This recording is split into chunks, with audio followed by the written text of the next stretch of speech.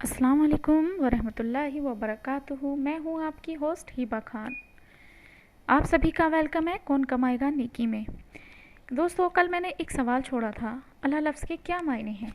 जवाब, अल्लाह उस जात खुदा ताला का नाम है जो वाजिबुल वजूद है और तमाम सिफ़ात कमालियाँ उसमें मौजूद हैं। तो अब चलते हैं नेक्स्ट सवाल की तरफ। कुरान पाक में कितनी सूरतें हैं? ए 120, बी 215, सी 114, डी 115। आपका टाइम शुरू होता है अब। सही जवाब 114।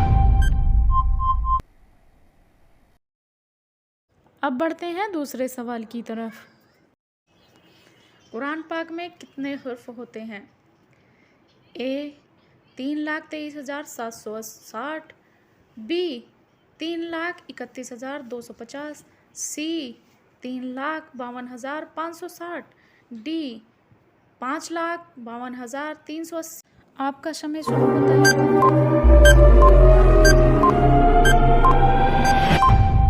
सही जवाब ए।